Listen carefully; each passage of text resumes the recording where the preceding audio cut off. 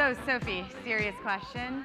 Blue and black, or white and gold? I saw white and gold, and then I just saw blue and black. So things change so quickly. Absolutely. It's a good metaphor for the agency world. All right, so we'll start there. What do you think your agency's biggest challenge today is? Like, what keeps you up at night? I think what keeps me up at night is continuing to fuel the agency with the right kind of projects. So if I think about our culture, since the beginning it was all about making stuff the internet loved, right? So we are, we're very into digital culture, understanding it, living it, contributing to it, and we're also very heavily into tech experimentation. So making sure you've got the right kind of client partners and projects coming into the agency to fuel the talent so that those two core elements of the agency still feel real and not just something that's on a piece of paper, I guess keeps me up at night. So how do you, because that isn't really up to you all the time, is it? Making sure the right things are coming through the doors. Well, it is, and it isn't. It's up to the activity of the agency, really. What we're putting out to market, what kind of talent we're hiring, what our people are talking about, and I think how we're walking the walk. I think we've done everything from a lot of content for big marketing clients over the last 18 months to working with Google Labs on the Androidified campaign, doing the front end, the back end, the whole interactive Times Square experience, working with Intel, working with IBM on developer platforms. So I think you've got to continue to be finding the right partners and talking to them about your core competencies and the type of talent you have that will make a good partnership in order to get the right projects to be able to continue to talk to people about those. Yeah, let's talk about talent, because it's obviously a very hot topic. It continues to be a hot topic.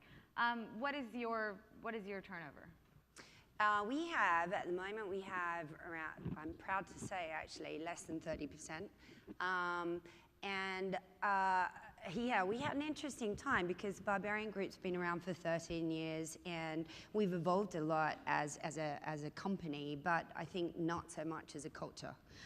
So we have legacy Barbarians who've been with us for 9 years, and then we have people who have been in the business for 2 or 3 years. So we've got a real mix. I think if I think about our approach to talent, it really comes down to trying to stay true to the type of culture we have as an agency and what we want to stand for, which when you're bringing people in and out and new people into that environment can sometimes be challenging. So what is your pitch to people, if there's talent out there that you really, really want, what is your pitch? Why should they come work for you? And more generally, why should they come work for an agency?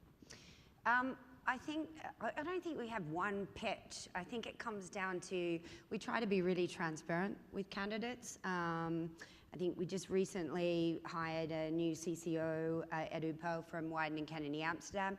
I think it was like, I feel like we dated for a year. And then he came over and he met everybody. And I think what was the most compelling thing for him was an opportunity to take part and continue to develop and shape the agency, and also a real feeling that he could bring his own talent in, and that more importantly, he was coming to a place where making was the #1 imperative. I think when we look for talent, we don't, I think it's completely changing today. What I would say is you need to be flexible on roles, conditions, and the environment that you're bringing talent from. We have everything from consultants to interns to permanent to freelance people, and that chaos does not bother me at all because I'm a big fan of bringing the outside in, and I think if you open up recruiting to being a core part of everyone's role in the agency, then you get this real network system and accountability for bringing people in. But it also means that you don't necessarily get talent coming in for a specific job, doing a specific thing with a specific talent. You get different kinds of talent combinations coming through the agency, which I think keeps the thinking fresh. So you're able to tell, I mean, you're talking about a CCO level, but say an entry-level person's coming in, you're able to tell them, this is a place you can maybe do different things. Yeah.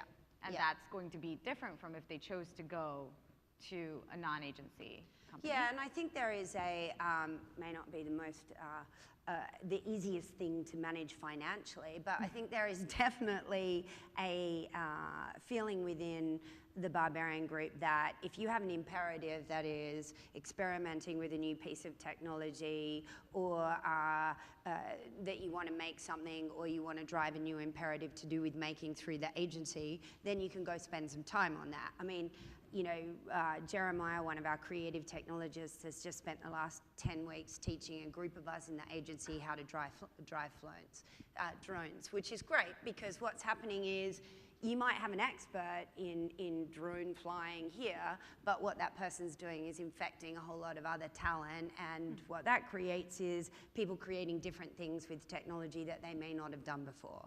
So I think there's definitely space within the P&L for people to do that. I mean, he did take a little bit too far when he asked me if we could open up a separate company which specialized in drones. I was like, we can talk about it. But I mean, I kind of love that, because the fact that he felt that that was possibly something we could do is at the heart and soul of our culture, which I think allows us to retain incredible diverse talent. I mean, similarly, Andrew Bell, who's been with us for years, who works on the Cinder platform that we have, which is open source. He holds workshops at the Barbarian Group with the entire Cinder community, which is across a lot of agencies. It's not just owned and protected and proprietary to the Barbarian Group. It's a community that exists beyond us, but at the same time, a community that everyone in the agency is super proud that we are at the leading edge of, and that comes in and out of the agency all the time with new thinking. I mean, Sarah Grant is one of our creative technologists, and she runs a tech shop, a physical tech shop at the back of the agency, which experiments with, drones, Raspberry Pi, anything that's out there, Twine, MakerBot, and people go and attend it, and they get interested in it, and they form new skills. So I think the fact that we're not siloed, like I don't really believe in chief innovation officer, I don't believe in siloed expertise, I believe in finding great talent who can infect the rest of the company and who can create an environment of experimentation and trial. I mean, I have no idea how to fly a drone 2 months ago, and now I do. And you know what? It's huge fun. And because I do it and make an idiot of myself, everybody else is doing it. It's getting slightly dangerous, but that's a silly example of how, fun talent let go is infectious for a place and makes people feel good. How does that now, and what we've been talking about is all about the inside, right? This is inside Barbarian, creating that culture, creating this innovative culture.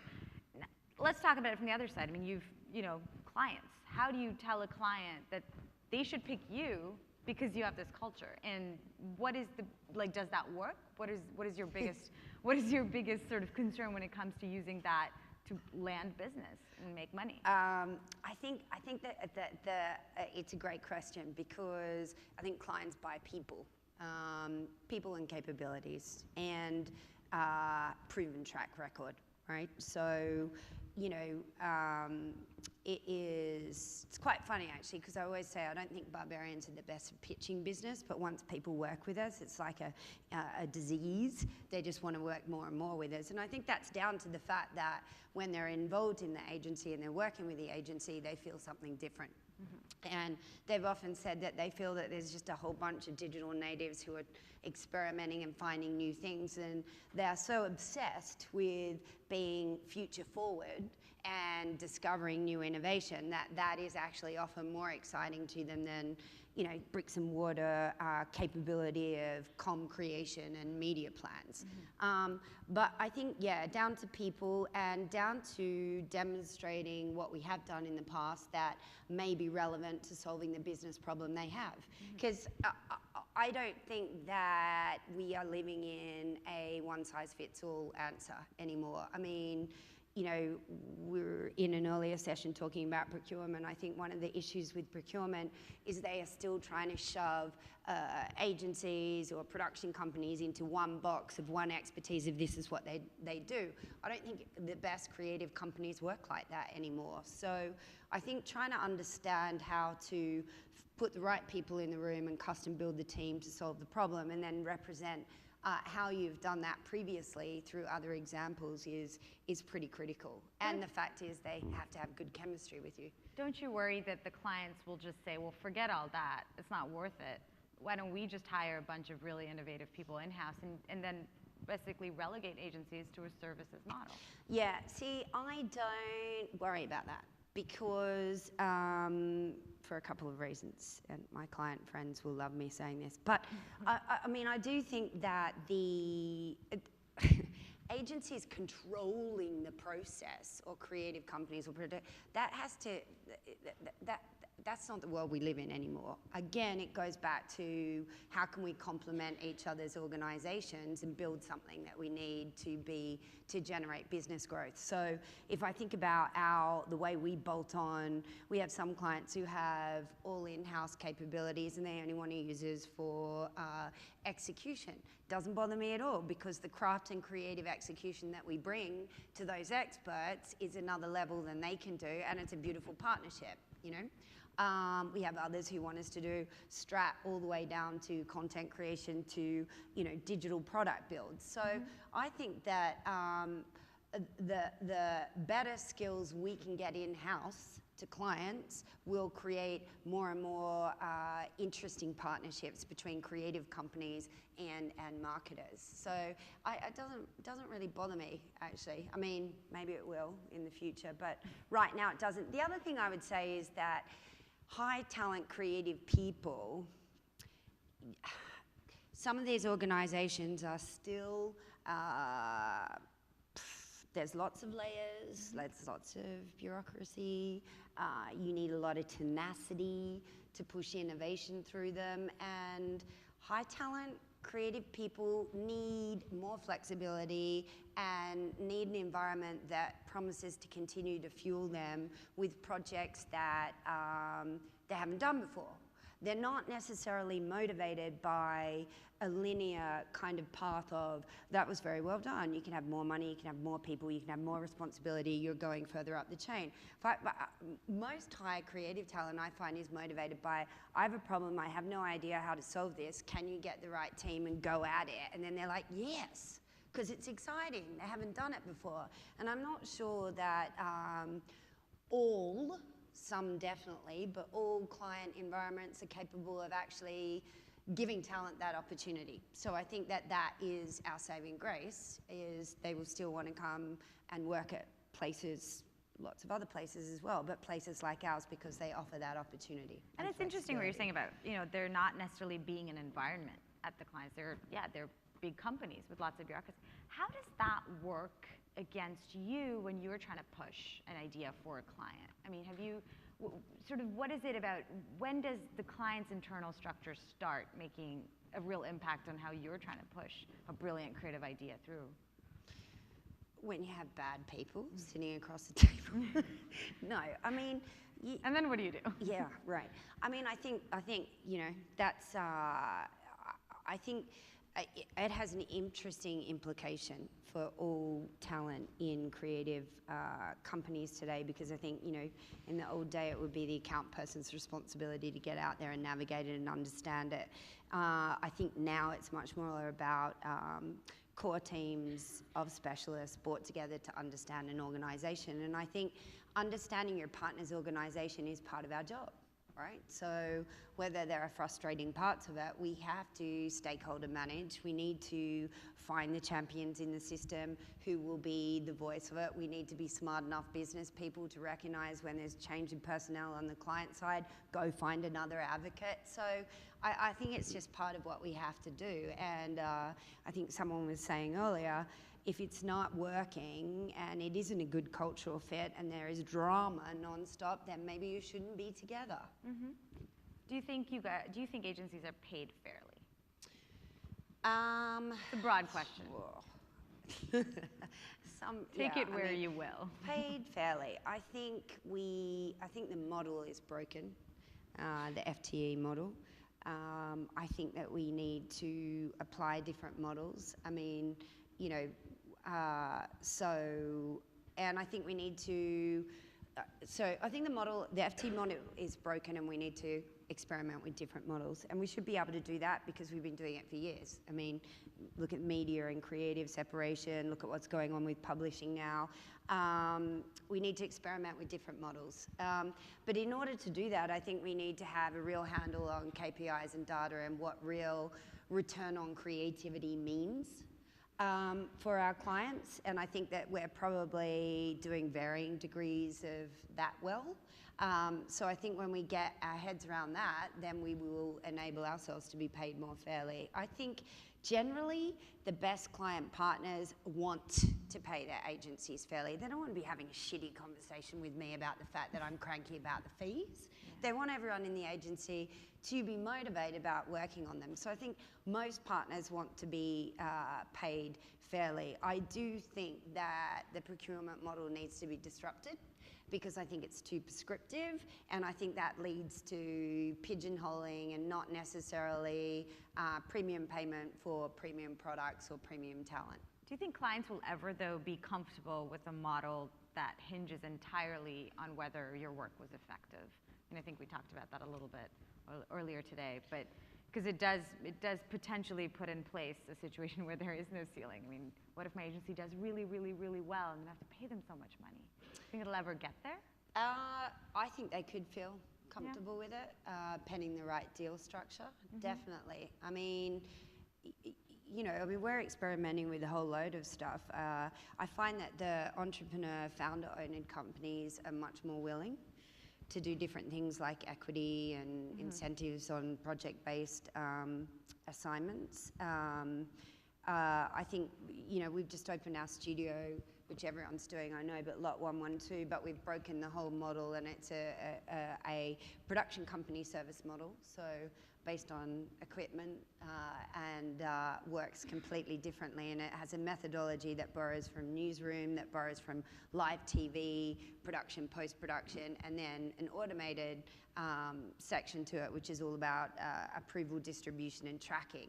And we're experimenting with that with a couple of core clients, and we have a very different financial model for that. So I don't know if it's going to work, but I think the appetite from clients is absolutely there to get a more effective, more return-based system in place versus, the stock standard FTE. Buy people and they sit there. Because ultimately, I think that's a reflection of the fact that the best talent wants to work on different projects and mm-hmm. wants the excitement of that. So owning people for a 3-year contract is a little bit of a dated concept, I think. That makes sense.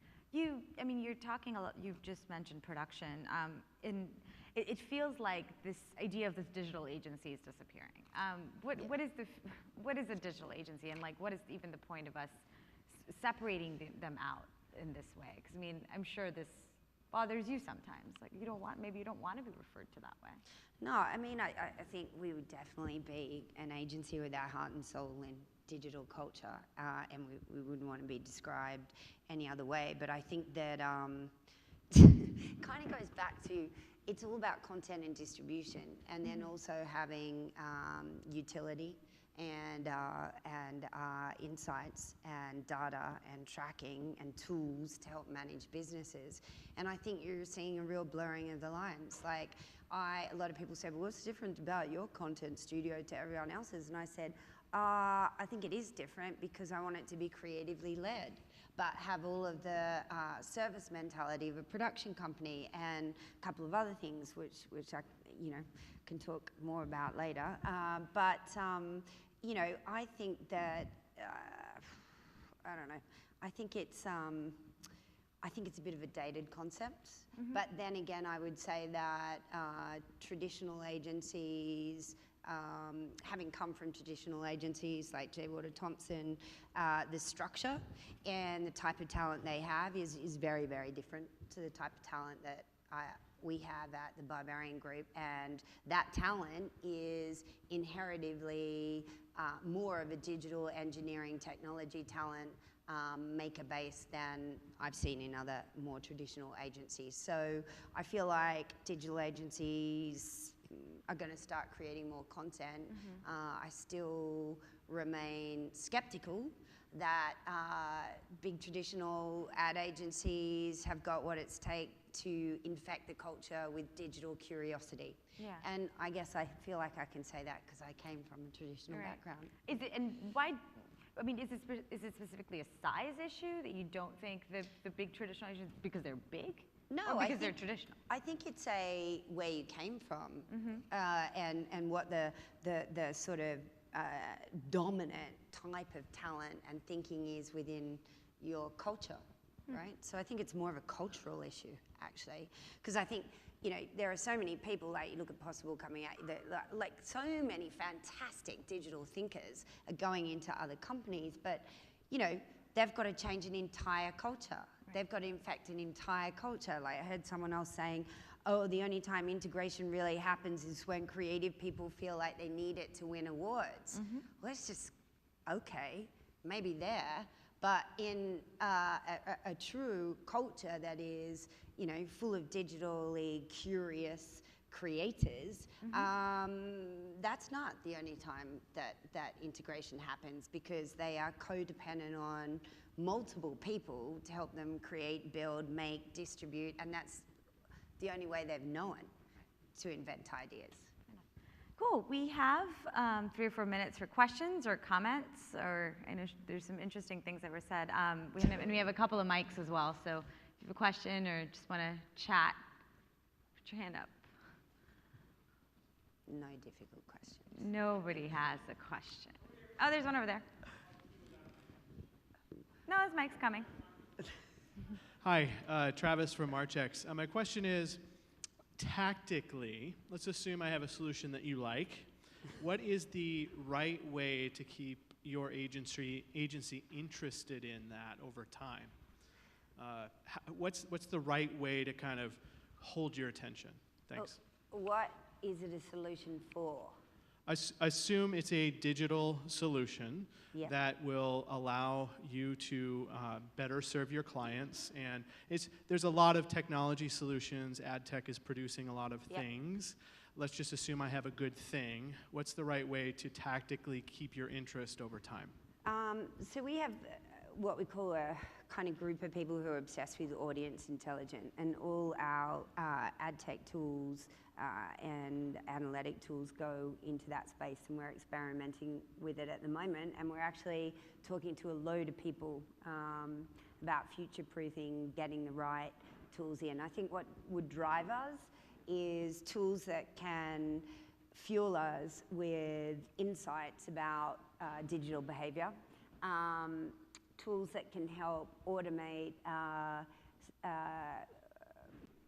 kind of activities that we've done in the agency, which have been done on instinct, that we could now do more effectively, and tools that we can put our own spin on, so that can have a customization level to it for what we do. Does that help? Thank you. Anybody else? There's one over here in the front. So I'm getting this vibe that you're a creative agency with what you called digitally curious creatives. So if I was going to say you could do percentage, you don't have to tell me everyone that works at your company, but percentage-wise, how many people would you have that are technical, where they can get into any kind of technology, understand everything about it, versus people that are ideation, people with ideas, right? Because when I think of digital curious creatives, a lot of times, just from my experience, it's people that are extremely talented with creatives and ideas, but they need to broker out a lot of the technology because they don't really understand the technology. They just know, this is what I needed to do. Can you help me as a partner to do it? Versus having a team that is both actually a creative team that could sit there and not just go through a broker this deal, but say, no, we can actually do it ourselves or broker. It just depends on how busy we are. What percentage do you think that is in your company? Like, And again, I am dividing it, which just doesn't sound like you want I to mean- look at it that way. Like, is it what percentage is creatives, what percentage is like hardcore, like data geeks that do data? So I don't know the exact percentage, but I would hazard a guess it's probably runs at around 60, between 60 and 70% that are sitting in the digital making area, because if I look at our distribution team, they're obsessed with discovering new platforms and new technologies that can distribute ideas. If I look at our tech department and our creative and our UX and digital innovation department, we have a kind of a saying, which is you need to be able to do it to create it. So there is a lot of pressure on the system that people, if they have an idea, have to have a high level knowledge of technically how to do it. And we actually hold, out of 115 people, we have 30 people in our tech development, creative technology department. So, you know, heavy. But, you know, we do things to continually, as I said, I don't believe in people only understanding one thing. I mean, I'm not a hardcore tech person, but I now know how to code. I now know how to fly a drone. I now know how to do user experience, because I have made it my business to get involved in it. And that's kind of a point of entry if you want to come to the Barbarian Group, really, is that you can't be afraid to get in there and try stuff. I would say, though, we do things like, back to culture and back to talent, you know, every 6 months we issue a tech quiz, which is really where we survey the company on the different technical knowledge across the board, and then we re-engineer our tech training education to actually fix any deficits. So that's what I mean about walking the talk. You can't just say you're going to be in it without actually doing tangible demonstrations of it all the time within the company. Our kind of company day is called Maker Day, where we do challenges which are cross-discipline teams given a problem and given a tool like Twine or MakerBot, and they have to solve that problem, and then we judge it. So, you know, there's a lot of fuel going into the culture all the time, which says if you are not really into it, you don't want to learn it, you don't understand it, then it's probably not the right creative company for you. Cool. Anybody else? Okay, thank you, Sophie. That was great. That way? Yeah. Thanks, Rob. So earlier today, we had a couple of town halls. One was right here with some tech companies, and one was down the hall with agencies. And I'm going to invite Brian Morrissey, Editor-in-Chief of Digiday, and Vic Couturier, Global Chief Media Officer at Razorfish, to tell us a little bit about what happened in those town halls. Matt?